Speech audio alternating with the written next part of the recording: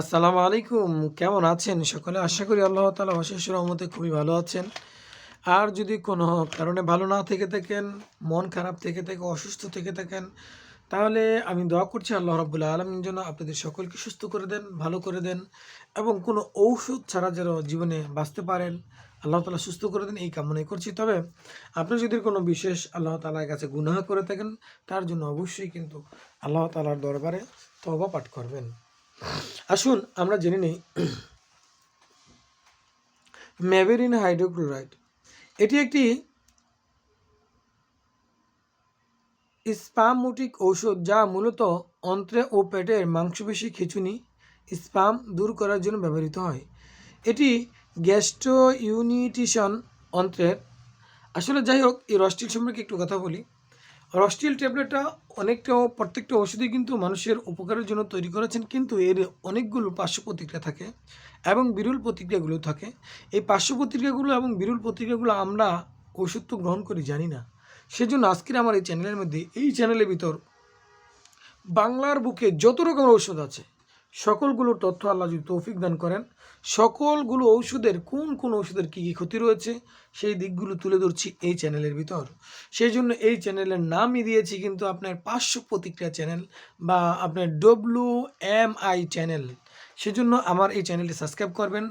আপনার প্রতিনিয়ত আপনি যে ট্যাবলেটটা গ্রহণ করতেছেন, আপনি হয়তো ওসাটিল 50+ খাচ্ছেন, নতুবা রসুবা খাচ্ছেন, নতুবা স্যাকলো খাচ্ছেন, নতুবা র্যাপ খাচ্ছেন, নতুবা সার্জেল 20-40 অথবা মাফস খাচ্ছেন, অর্থাৎ অল এভরিথিংয়ের ভিতর আপনি কত রকমের ওষুধ আছে, একে একে নাম বললেই ঘন্টার পর ঘন্টা চলে যাবে শুধু ওষুধের নামগুলো যদি বলি। যাই হোক, আমি ওইদিকে বলছি না যে আপনার এই ওষুধটি তো আপনি গ্যাসের জন্য খাচ্ছেন, কিন্তু আপনি কি জানেন আরও কতগুলো ক্ষতির দিক নিয়ে আসছেন? আপনি যদি ক্রমান্বয়ে গ্যাস কমার জন্য একটা উপকারের জন্য খেয়ে থাকেন, কিন্তু আরও যে 20টা 30টা ক্ষতি করতেছে সেই দিকগুলো কি জানেন? আজকের এই চ্যানেলের সাথেই থাকুন।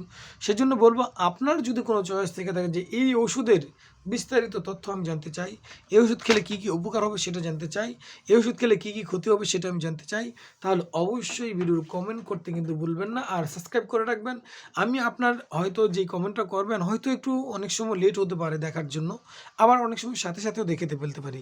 যদি সাথে সাথে দেখে পরের দিন আপনার এই কমেন্টের উপর ভিত্তি করে এই আলোচনাটা করে ফেলবো ইনশাল্লাহ।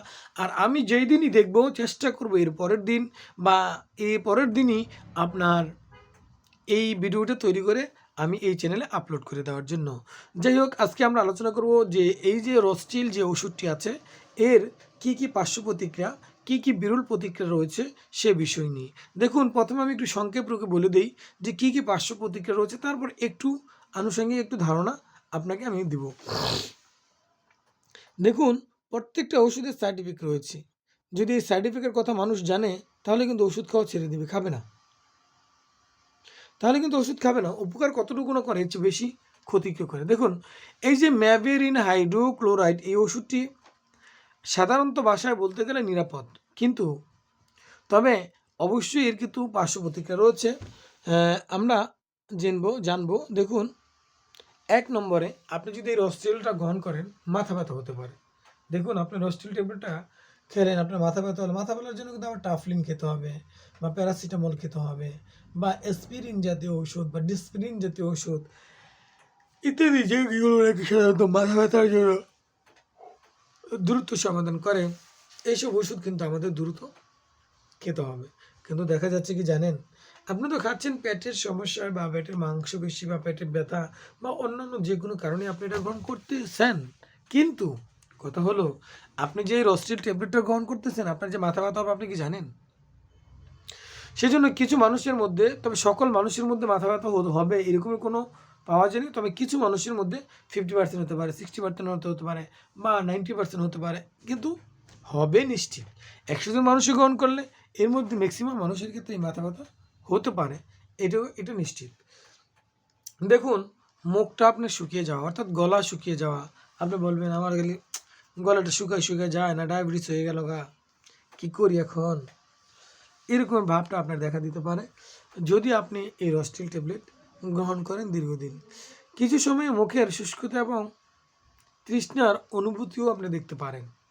আপনি কিছু সময়ের জন্য আপনার মুখের শুষ্কতা, মুখ শুকিয়ে যাওয়া অথবা পানির প্রচণ্ড পিপাসা, এরকমের দিকগুলো দেখা দিতে পারে।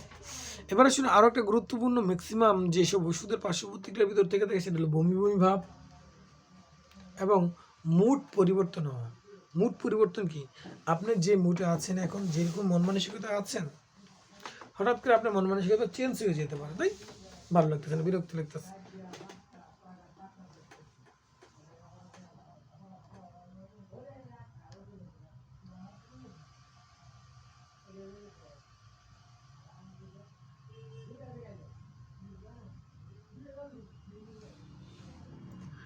হ্যাঁ, এই বমি বমি ভাব যদি দূর করতে চান তাহলে কিন্তু অবশ্যই ন্যাচারাল ওয়েতে আপনাকে কীভাবে চিকিৎসা নিতে হবে সে বিষয় নিয়ে আপনার আলোচনা করতে হবে। দেখুন, পেটে অস্বস্তি ভাব আপনি খাবেন কিন্তু পেটের সমস্যার জন্য, পেটের ব্যথার জন্য, কিন্তু তারপরও পেটে আবার একটু জ্বালা লাগে, একটু ডলা দিলে, চাপ দিলে একটু মজা লাগতে পারে, অর্থাৎ একটু অস্বস্তি ভাব হতে পারে পেটে। তারপর আরেকটা সবচেয়ে বড় ইম্পর্টেন্ট বিষয়, এটা হলো অ্যালার্জেটিক প্রবলেম। আমি এমন কোনো ঔষধের এই পর্যন্ত যতগুলো আলোচনা করলাম, অধ্যয়ন করলাম, এ বিষয় নিয়ে কিতাব বা বই ঘাটাঘাটি করলাম, যতগুলো ডক্টরি বই আছে এগুলো ঘাটাঘাটি করার পর আমি দেখলাম যতগুলো ঔষধ আছে, যতগুলো ঔষধ আছে, যতগুলো ঔষধ আছে, প্রত্যেকটা ওষুধের ভিতর এই অ্যালার্জেটিক প্রবলেমটা রয়েছেই। তো দুই একটা ওষুধ ব্যতীত, কিছু ওষুধ ব্যতীত আপনি চিন্তা করেছেন চারটিখানি কথা? মানুষ, আমি এখন যখন চেম্বারে বসি তখন দেখা যায় সারাদিনে যদি পেশেন্ট আপনার যত পেশেন্ট আসে, আমি যদি জিজ্ঞাসা করি আপনার কি অ্যালার্জেটিক প্রবলেম আছে, বলে হ্যাঁ একটু গরুর গোস খেলে, হাঁসের ডিম খেলেই আমার একবার শরীর ফেটে যায়, কালো বেগুন খেতেই পারি না, ছিম খেতেই পারি না, মশার ডাল খেতেই পারি না, এই পুঁটি মাছ খেতেই পারি না, খেলে আমার চুলকানিতে ভরপুর হয়ে যায়। আপনি চারটিখানি কথা বলছেন, কিন্তু আপনি বারবার যে অ্যালার্জি হওয়ার জন্য শরীরের মধ্যে আপনি কলবি দিয়ে ধাক্কা দিচ্ছেন, আপনি কি আদৌ চিন্তা করেন? এটা একটু ইসলামিক ধরনের কথা বললাম। সেজন্য প্রতিদিনই এই অ্যালার্জি যে হওয়ার জন্য শরীরে, অ্যালার্জি হওয়ার জন্য বারবার চেষ্টা করতেছেন শরীরে, অ্যালার্জি হওয়ার জন্য ওষুধ খাইতেছেন, আপনি কি চিন্তা করেন? আপনি তো খাচ্ছেন রস্টিল, যেটা পেটের সমস্যার সমাধান হবে, কিন্তু এর জন্য যে আপনার অ্যালার্জি হবে আপনি কি এটা আদৌ দেখেছেন? দেখুন, এই যে আপনার বিরল ক্ষেত্রে, যেটা বিরল প্রতিক্রিয়া ক্ষেত্রে, বিরল প্রতিক্রিয়া ক্ষেত্রে বলতে কি বোঝায়? যেটা নাকি 1 বছর, 2 বছর, 5 বছর, 10 বছর পর আপনার এই বিরল প্রতিক্রিয়ার ক্ষেত্রে যা আপনার গবেষণা করে পাওয়া গেছে, অ্যালার্জির প্রতিক্রিয়া চুলকানি, ফুলা ফুলা ভাব ইত্যাদি আপনার শরীরে ফুসকুড়ি ভাব দেখা দিতে পারেন। আপনি চারটেখানি ব্যথা ভেবেছেন, পেটের অস্বস্তি ভাব দেখা দিতে পারেন। এবার কমজোরি ও নিস্তেজ অনুভূতি হয়। দেখবেন মানুষ, বাঙালিরা এমনিতেই দুর্বল হয়ে যায়, পরিশ্রমের কাজ করতে পারে না। বিদেশিরা দেখেন 80 বছর হয়ে যায়, 90 বছর হয়ে যায়, 100 বছর হয়ে যায়, তারা এখনও পর্যন্ত একজন যৌবন প্রাপ্তবয়স্কের একজন যৌবন যেই কাজ করতে না পারে, বাঙালিরা, বিদেশিরা কিন্তু এরকম কাজ করে ফেলতে, কারণ তারা লাইফে ঔষধ একেবারে সিম্পলি গ্রহণ করে, তারা গ্রহণই করে না ঔষধ, তারা গ্রহণই করে না। তারা কি করে জানেন? আপনার যখন একটা চিকিৎসার প্রয়োজন হয় তখন হসপিটালে ভর্তি হয়ে যায়। হসপিটালে ভর্তি হওয়ার জন্য ডক্টররা চিন্তা করে যে কোন কোন খাবার খেলে, কোন কোন ফুড সাপ্লিমেন্ট খেলে, কোন কোন শস্য খেলে, কোন কোন গাছের পাতা খেলে এইসব জ্বর, এই ডিজিজ থেকে পরিত্রাণ পাবেন, ওইগুলো তারা বেশি বেশি অ্যালাউ করে। এখনও পর্যন্ত বাইরের কান্ট্রিতে অ্যামোক্সাসিলিন এই গ্রুপের ঔষধের, অ্যামোক্সাসিলিন যে অ্যান্টিবায়োটিকটা রয়েছে, আমরা যারা ফাইমোক্সিল চিনি বা মক্সিন চিনি বা যেটা চিনি, আমি জেনেটিকটা নাম বলছি, অ্যামোক্সাসিলিন এর ঊর্ধ্বে কোনো অ্যান্টিবায়োটিক আজও অবধি বাইরে কান্ট্রিতে ব্যবহার করা হয়নি। কিন্তু আমার বাংলাদেশে দেখুন, 3rd generation, 4th generation, 5th generation, 6th generation এভাবে চলে আসছে অ্যান্টিবায়োটিক। আর কোনো বাকি থাকবে কিনা জানি না। এজন্য একটা সায়েন্সে গবেষণা করে দেখা গেছে 2040 সালের পর বাংলাদেশের মানুষ এমনিতেই শতকরা কয়েক % মরে যাবে চিকিৎসার অভাবে, কোনো ঔষধে তাকে রেসপন্ড করবেন। দেখুন, এখনই একটা কথা বলি, আপনি এখন, আমি যখন চেম্বারে বসি দেখি আমি যখন ফার্স্টে যখন এই পেশায় জড়িত হয়েছি তখন সাধারণত আপনাদের অ্যান্টিহিস্টামিনের ভিতরে যেগুলো হিস্টাসিন গ্রুপের ওষুধ রয়েছে এটা দিলে এনাফ হয়ে যায়। তারপর সিটিরিজিন, এটা একটা যথেষ্ট পরিমাণে ছিল, খেলে প্রচণ্ড ঘুম হতো এবং চুলকানি দ্রুত সমাধান। তারপর সিটিরিজিনে পড়া হয়েছে ডেসফ্লোটাডিন, লিভোসিটিরিজিন, তারপর আসছে আপনার হলো ফেক্সুফেনাডিন, তারপর আসছে হলো মন্টিলুকাস্ট, তারপর আসছে হলো ফ্লুকনাজল, ক্যানাজল, তারপর এরকম অসংখ্য দাম, এখন ৫-৫০ টাকা, ৬০ টাকা একটা ট্যাবলেট নতুন, এরকম রসুবা, এখন এরকম অনেক আপনার কি হয়েছে, অনেক ওষুধ তৈরি হয়ে গেছে যেগুলো নাকি অ্যালার্জি মুক্ত করার জন্য। অ্যালার্জি মুক্ত কীভাবে হবে? আপনি যে দীর্ঘদিন পর্যন্ত স্যাকলো গ্রহণ করতেছেন, আপনি কি জানেন যে স্যাকলোর কারণে আপনার এটা হবে? আপনি যে দীর্ঘদিন পর্যন্ত আপনার রেনিডিন গ্রহণ করতেছেন, আপনি কি জানেন রেনিডিনের জন্য এই পার্শ্ব প্রতিক্রিয়া দেখা দেয়? চারটিখানি কথা নয়, চারটিখানি কথা নয়। সেজন্য আমি বলব যে আপনারা যদি ওষুধ গ্রহণ করেন এই অস্থির, দেখুন এবার আসলে আরও গুরুত্বপূর্ণ কিছু টিপস রয়েছে। আমি আলোচনা কেমনে করব বলেন?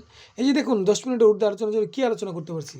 দেখুন গর্ভাবস্থা এবং স্তন্যদানকারী অর্থাৎ যারা নাকি গর্ভাবস্থা রয়েছেন এবং শিশুকে বুকের দুধ খাওয়াচ্ছেন তাদের জন্য কি? একবার ডাইরেক্ট নিষেধ। গর্ভবতী এবং স্তন্যদানকারী মায়েদের ম্যাভরিন হাইড্রোক্লোরাইড ব্যবহার করার আগে অবশ্যই চিকিৎসকের পরামর্শ নিতে হবে। আপনি কখনোই ব্যবহার করবেন না। ন্যাচারাল হয়তো কীভাবে নিম পাতা খান, বেটি। আবার এবার আসুন একটা এটা বলেই আমি শেষ করে দেবো। আলোচনা অনেক লেন্দি হবে, অনেক লেন্দি হবে যদি আমি করতে চাই। আর এই দেখুন দীর্ঘমেয়াদী ব্যবহারের ফলে কিছু বিশেষ ক্ষতি রয়েছে, সেটাও আছে। আপনার আমি শুধু এটা বলি বিশেষ স্বাস্থ্যর কিছু সমস্যা হয়, সেগুলো বলেই আজকে শেষ করে দেব। আমরা যদি কোনো মানুষ এই রস্টিল যে ওষুধটি রয়েছে এটা যদি দীর্ঘদিন পর্যন্ত আমরা ব্যবহার করি, গুরুত্বপূর্ণ আমাদের কিছু স্বাস্থ্যের সমস্যা হয়ে যায়। সেগুলো কি যদি আমি বলতে চাই জানেন? আমাদের লিভার, খাবো লিভারের জন্য আবার লিভার দুর্বল হয়ে যাবে। খাবো লিভারের জন্য কিডনি ড্যামেজ হয়ে যাবে। তবে এটি ব্যবহারের আগে এবং পরে, ব্যবহারের আগে অবশ্যই কিন্তু চিকিৎসকের পরামর্শ নিতে হবে। কারণ যদি আপনার খোলামেলা যদি এইসব কথা দিকগুলো বলে দিই আমরা, তাহলে তো আপনার ওষুধ খেতে চাবেন না, চিকিৎসাকে না খেয়ে মারা যাবেন। আসলে ভাই আমি মনে করি আপনারা এই ফার্মা ওষুধ লেভেল ত্যাগ করে হোমিও ওষুধ এবং ইউনানি ফর্মুলার ঔষধ আপনারা গ্রহণ করেন যদি আপনাদের লাইফকে। তবে যারা নাকি আপনার দীর্ঘদিন পর্যন্ত এভাবে এই বড়িতে বিভিন্ন ওষুধ খেয়ে ফেলেছেন তাদের ক্ষেত্রে কিন্তু ওষুধের রেসপন্স খুবই কম করবে। যাই হোক আলোচনার সামনে দিকে পারছি না, সকলে সুস্থতা এবং সকলে মঙ্গল কামনা করে বিদায় নিচ্ছি। বিদায় নেওয়ার আগে আমি বিশেষভাবে একটা কথা আপনাদের কাছে আবারও অনুরোধ করছি। আপনারা অনেকে আমার আলোচনাগুলো শোনেন কিন্তু সাবস্ক্রাইব করেন না। ভাই আপনি যদি সাবস্ক্রাইব করেন আপনি কি টাকা নিব আমি? আপনি কি আমাকে টাকা দিবেন, পয়সা দিবেন? কখনো নয়। কিন্তু আপনাদের কিছু সাবস্ক্রাইবের জন্য আমি যে আলোচনাগুলো করতেছি তা থেকে তো কিছু একটু বেনিফিট হওয়া প্রয়োজন না? আমি যে প্রতিনিয়ত আলোচনা করছি আমার তো একটা সময় যাচ্ছে, আমি আলোচনা আপনাদের করে দিচ্ছি আরও। এটা অনেক বিভিন্নভাবে আমি এই জায়গায় এত গর্জিয়াসভাবে এত সুন্দর করে সাজিয়ে আপনাদের সামনে পৌঁছে দেওয়া হয়, এর জন্য তো একটা কোস্টিংও যায়। যাই হোক আমি ওদিক বলবো না, যে আপনারা একটা সাবস্ক্রাইব করে দেবেন, টাকা পয়সা বাড়ি গাড়ি কিছুই লাগবে না আপনাদের। আপনারা শুধু একটা সাবস্ক্রাইব করবেন, আর আপনাদের কোনো কিছু জানার প্রয়োজন থাকলে অবশ্যই আপনারা কমেন্ট করবেন। সকলে সুস্থতা এবং সকলে মঙ্গল কামনা করেই বিদায় নিচ্ছি। আসসালামু আলাইকুম ওয়া রাহমাতুল্লাহ।